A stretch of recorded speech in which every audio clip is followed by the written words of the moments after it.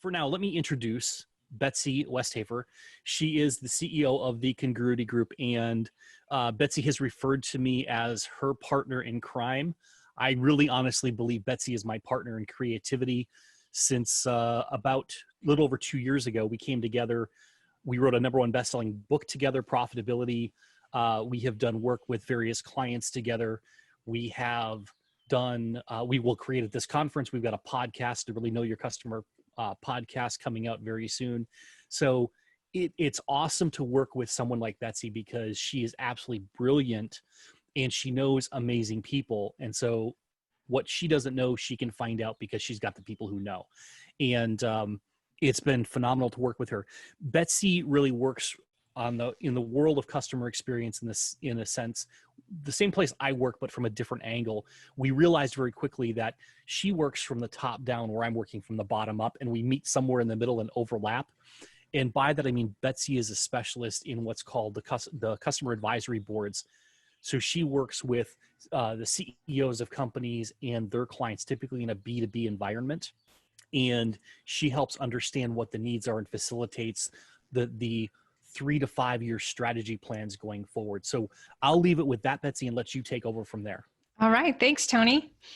I am going to share my screen. All right, great. Well, thanks, Tony. Thanks for the kind introduction. I am so grateful for our partnership. Again, I'm Betsy Westhafer. I am the CEO of the Congruity Group. And as Tony mentioned, what we do are customer advisory boards, and we do those both in person as well as digitally. We have a platform now that we use for digital advisory boards. And what we really discuss in those customer advisory board meetings are high-level strategic topics: product roadmap, messaging, strategy, innovation, business models, technology, those types of things. So it's really the relationships with our client at the C-level with the C-level of their key customers. So what I'm presenting to you today is really thinking about how important those relationships are and with your key customers, and why it matters for the growth of your company. So why does this matter? You know, everybody hears, oh, customer relationships are important. Everybody knows that. But what I want to talk about really is the business case, why this matters to a growing company. And so some statistics you may have seen before: it costs 6 times more to acquire a new customer than it does to retain an existing one. So if you think about that, over the course of all of your prospects and customers, that can add up to a lot of money. And it takes time to break even on those customer relationships. Much like our personal relationships, we invest a lot into it, whether it's money or energy or time or resources. And it takes a while to break even on that customer relationship. And most companies will see 100% of their profits coming from their existing customers. So what that means really is that retention is the single most important thing for growth. And so what I want to talk to you about is how you can get that retention so that you can grow your customer or grow your company. And I believe the way that you do that is by building customer relationships. I truly believe that customer relationships are the driver for retention and growth in your organization. So there's Gary Vee. Take him or leave him, love him or hate him. He's got a point here. Saying hello doesn't have an ROI. You know, just checking in with your customers, while it's important to do, it can't stop there. You can't just say, oh, I checked in on my customers. They're doing well, or they're freaking out, or yeah, they didn't answer, whatever. It really has to be about an effort to build relationships. And it has to go much deeper than the casual, hey, how you doing? And so I'd love for everybody to grab a piece of paper and a pen or pencil, and on this, you know, simulate this line on the paper and plot where you are on between low commitment to your customers and high commitment to your customers. Now, I know everybody's going to want to think they have a very high commitment to their customers. We'd all like to think that we really have that commitment, but be really honest with yourself and kind of plot where you are on this line, and think about, can you do more to be committed to your customers? You know, I'm sure that you have all dealt with companies where they say they're all about the customer, all about the customer. You know, we see commercials on TV, all about the customer comes first. And then you get on tech support with them, or you get, you know, you're trying to do a return and it's very, very difficult. So a lot of times there's friction. And so they may say that, but how many companies are really walking that talk that they are highly committed to their customers? And then on the vertical axis, think about the relationship and the strength of your customer relationships. Of course, you all want to have strong customer relationships. That goes without saying. But where are you really on this grid? And what I would propose is that in the upper right-hand corner is where growth happens. It's where you retain customers and you grow your organizations. So when you have a high commitment to your customer and you build those strong customer relationships, that's where you're really going to thrive. So going to give a shout out to Mark Smith for the quadrant model. We talked about that earlier this morning when we got started on the day, and just talking about how consultants like to use a 4-quadrant model. So hats off to you, Mark Smith, for the inspiration.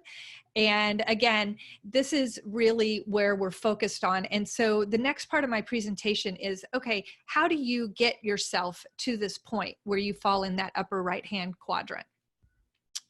So there are 5 steps, and I'll go into each one, but I just want to give you a high-level overview, and then we'll dive into each one a little bit. So the first step is to commit. You have to have that commitment to building this customer-centric organization. Then you have to build a strategy, execute on the strategy, enhance the relationships once you start building them, and then create leverage. And we'll talk about what that means in terms of a win-win situation between you and your customers. So that's really the path toward getting into that upper right-hand quadrant. So let's dive into each one of these steps. So as I said, it really starts with the commitment to build a culture of customer centricity. And that has to come from the top of the organization. Obviously, lower parts of the organization can do some things to show that commitment, but to really have it become the fabric of who you are as an organization and in the DNA of every activity you do, you have to really have that commitment come from the top of the organization. Otherwise, it's very difficult to get the resources you need, the time, the bandwidth, the priority on customer-facing initiatives. So that's the first step, is to really make sure that you are building a culture of customer centricity. The next step is to have a strategy. And if you think about it, a lot of organizations have a financial strategy, a marketing strategy, and within that marketing strategy, they may have a content marketing strategy and a social media strategy. And, you know, they have product roadmaps, which is a strategy. You know, how are we going to build products moving forward and take them to market? And what I've come across in my work is that I noticed a lot of companies have not taken the time to build a formal customer relationship strategy. And that's what I would propose to really elevate these relationships, is that you build a strategy complete with timelines, process, measures of success, roles and responsibilities, a budget. It's really important to have a very well thought out strategy. And then of course, strategies are only great if you execute on them. You know, there are a million strategies sitting on bookshelves with dust on them. So the most important thing is, after you build that strategy, is to consistently execute on it with focus and determination, and making sure that you are engaging on a regular cadence with your customers. When I'm talking to prospects about customer advisory boards, I always tell them, if you cannot commit to this and build a strategy around it and execute on it consistently for at least 2 years, then you're better off not doing it at all. Because the message you send then is, you know, you're all about the customers. We want to engage with you. We want to build a relationship. And then people get busy and things get in the way, and there are hotter irons in the fire. And all of a sudden, that whole energy you had toward building the relationships with the customers starts to wane.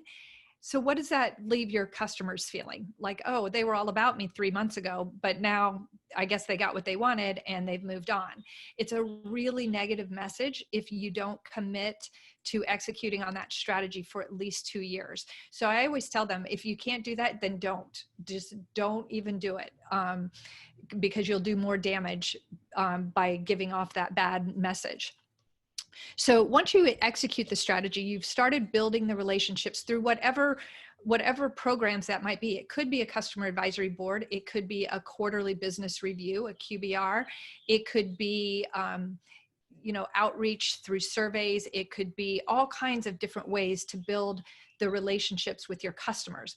But once you start doing that, it's like any other relationship that matters to you. You have to put energy and effort into making that relationship one that's built on a solid foundation and that has trust. And that doesn't just happen automatically. Anybody that's been in any kind of personal relationship knows that those types of meaningful, trusting, deep relationships take a lot of effort. And especially in the customer relationship, where the onus is really on you to make that effort and make that relationship successful. And so some of the things that you can do that really accelerate the speed of building that trust and enhancing that relationship is, first and foremost, consistently deliver on your promises. I will tell you, I am so impressed with people that whatever they say, even if they say it in passing in a casual conversation, like if they say, you know what, hey, I've got this book, I'll send it to you. It's really awesome. I think you'll really enjoy it. When they follow through and send me that book, it means so much and it builds so much trust and respect, even if it's just a small little promise, but particularly on the big promises. It's so important to your customers that you consistently deliver on promises. And every time you don't, it chips away at the trust. And every time you do, it builds the trust. And obviously being transparent and displaying high integrity and communicating well.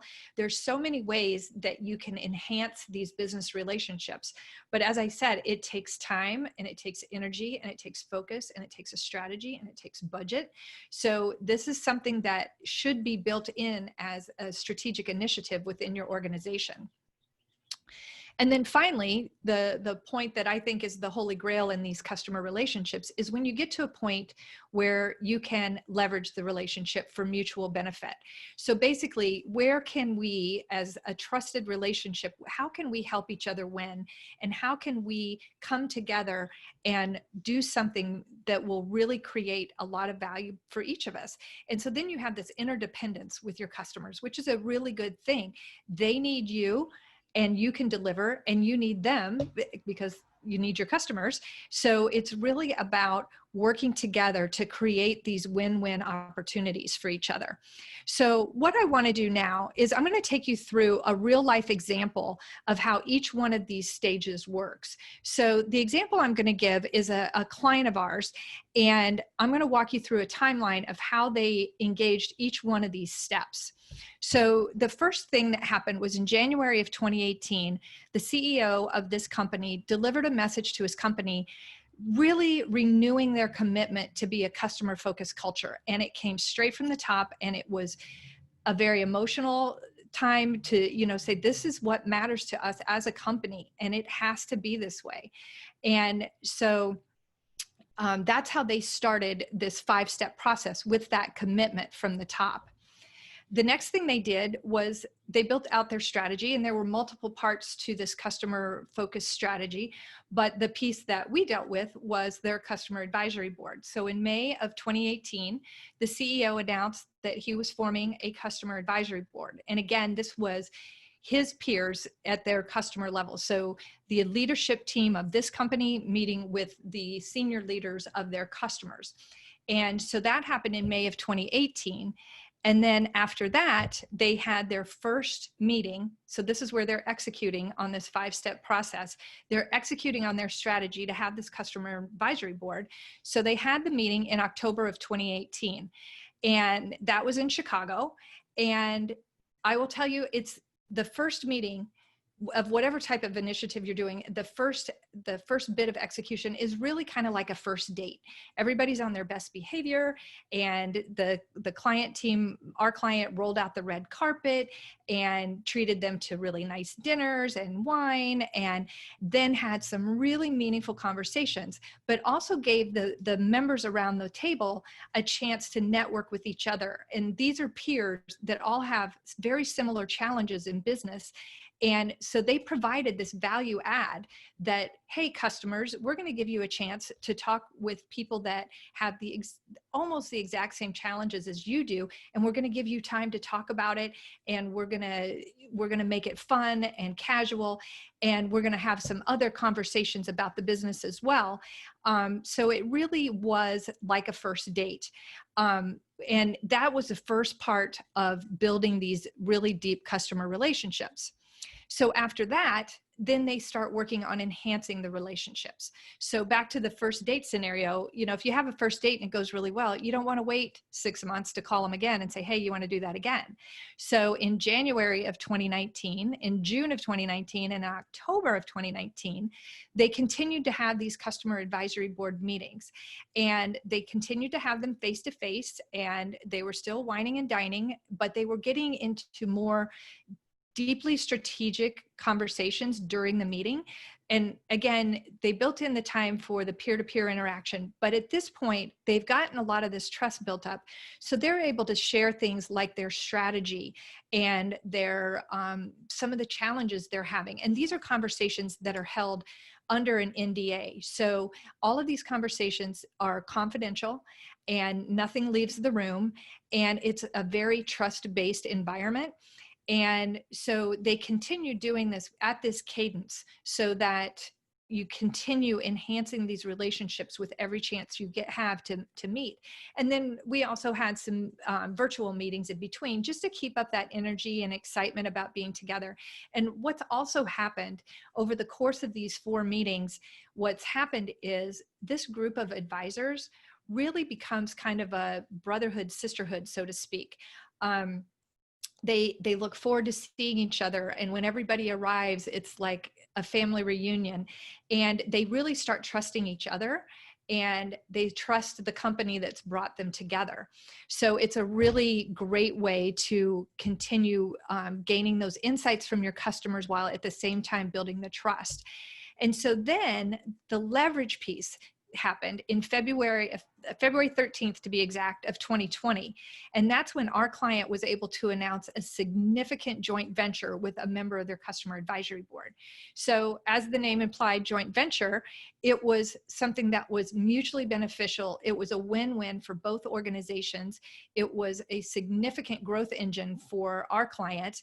And so that's where you can see the long game of getting to that point where the relationships are so good that you can engage in this really high level joint venture with one of the members of the customer advisory board. The other piece of the leverage is, I can tell you that at the end of each meeting, we ask the members of the board, how else might you be willing to support this supplier of yours? How would you be interested in co-authoring a white paper with us, or co-branding a piece of marketing material, a case study perhaps, or talking to a prospect on behalf of the company, or sitting on a panel, or providing a written or video testimonial? There's so many different ways that you can engage your key customers who you've built that trust with in advocacy efforts on your behalf.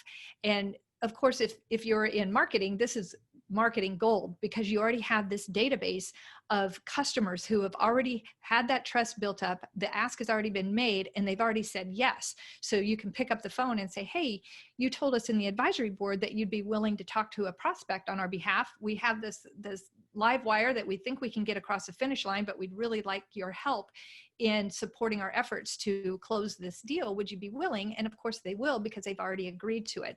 So that's where you're leveraging it.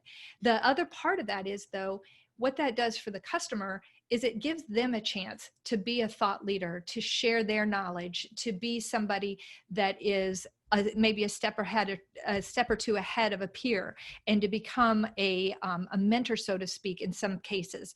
So there's this mutual benefit in this leverage relationship.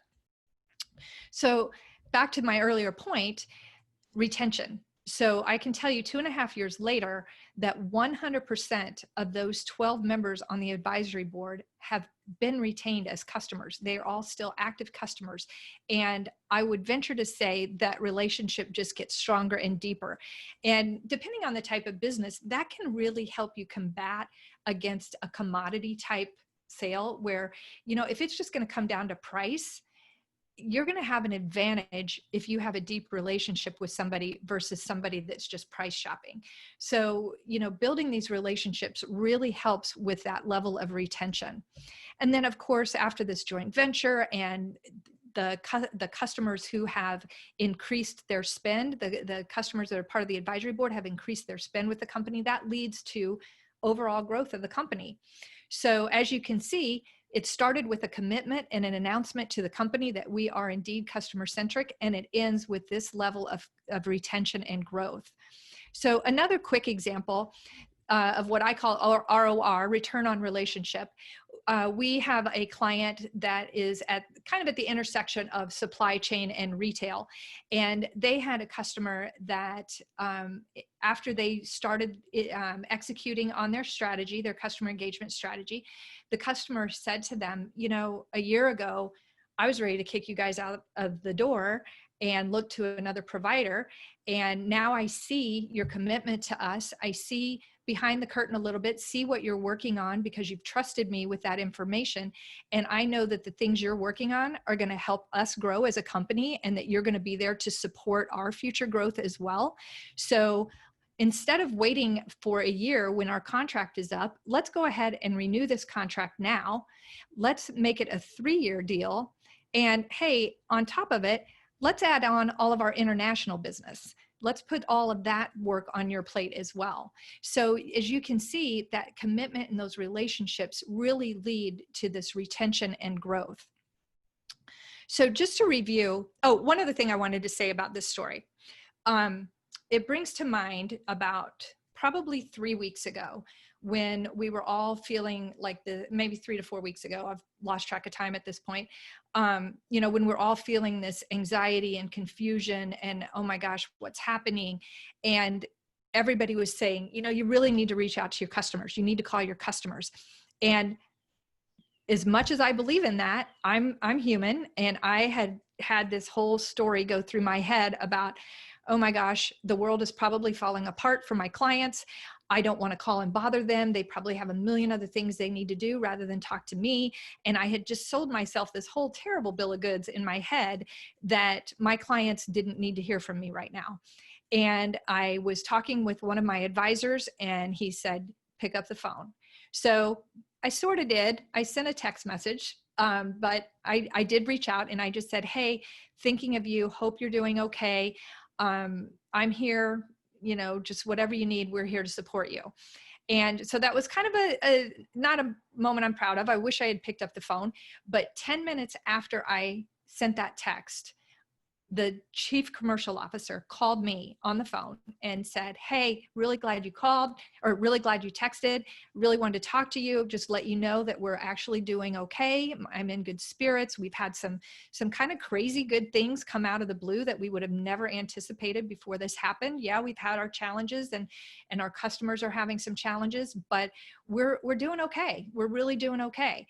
And so all it took was one phone call to get the real story of our clients. And that's what it takes for any company, is just to reach out and really find out what the truth is. And that can be a one-on-one phone call, all the way up to a quarterly business review, all the way up to an NPS survey, all the way up to a customer advisory board. There are a lot of ways to find out what's really going on with your customer, but in the process, being sincere and telling your customers, this is what is really important, is the relationship. So just to do a quick review of the 5 steps, it's the commitment, building a strategy around customer relationships, executing on that strategy consistently and with focus and sincerity, enhancing those relationships because it does take work, and then ultimately getting to this holy grail of customer leverage where you're creating these win-win situations that lead to retention and growth. So I know a lot of you are probably thinking, yeah, I really wish I had been doing this all along before we got to this crazy place we're in right now. But I will tell you, it is never too late to start. And even further, this is the perfect opportunity to reach out to your clients, start building these relationships, show them how sincere you are about how you care about them. Of course, to look at this picture, there are clouds and the road isn't marked and there's a lot of uncertainty on where this road goes, but that's what makes it the perfect opportunity to reach out to your customers, because they don't know either. And so if you guys can work together and figure out what the future looks like between you and your customers, that's where you will still be there with your customers for the long haul, even in the tough times, for better, for worse, just like in a personal relationship. And the worst thing you can do, like I did, was just to assume that you knew what was going on with your customers. You have to have the conversations and you have to really work to build those relationships. So tying back into our theme, everybody can bounce back. It really, in my mind, starts with building the relationships and putting in that effort and really getting through this together with your customers. So at this point, that's the conclusion of my presentation, Tony. And don't worry, I didn't disappear. I've just realized that I got to play the voice of God right now, because my neighborhood apparently at this time of day is so bogged down in the internet traffic that no matter what I shut off, it is still a little bit slow. So thank you, Betsy. That was phenomenal. And actually, I kept writing questions down that I wanted you to answer, and you kept answering those questions. So let's do it this way. What is one thing that you'd recommend people do today if they haven't been going down this path? What's the one thing in maybe 30 seconds that they could do? I think the most important thing you can do now is really identify, this is back to your talk this morning, Tony, about what's something you can do in 5 to 15 minutes that will move you closer toward your goal. And I think that's really important. We all need to take baby steps and feel like we're accomplishing something right now. So I think the first thing to do is maybe go through your customer list and look at it and say, who are those key relationships? And maybe they're key but troubled relationships, or maybe they're key and really solid relationships. Either way, who are those key customers that you really need to identify as clients or customers that you need to build a deeper relationship with, and write out that list. And I would say, if you can get the top 10%, depending on how big your company is, the top 10% of your customer base, or even just, the top 20 to focus on and really build your strategy around those key customers. And one of the things that we do at Congruity is we offer a 30-minute just customer strategy session. So if anybody would like to reach out, you can find me at betsy@thecongruitygroup.com or on LinkedIn. And I'd be happy to talk through just those initial steps you can take to start getting on this path toward landing in that upper right-hand quadrant. Excellent. Well, we thank you very much for obviously being partner of this summit, and also for your presentation here. And I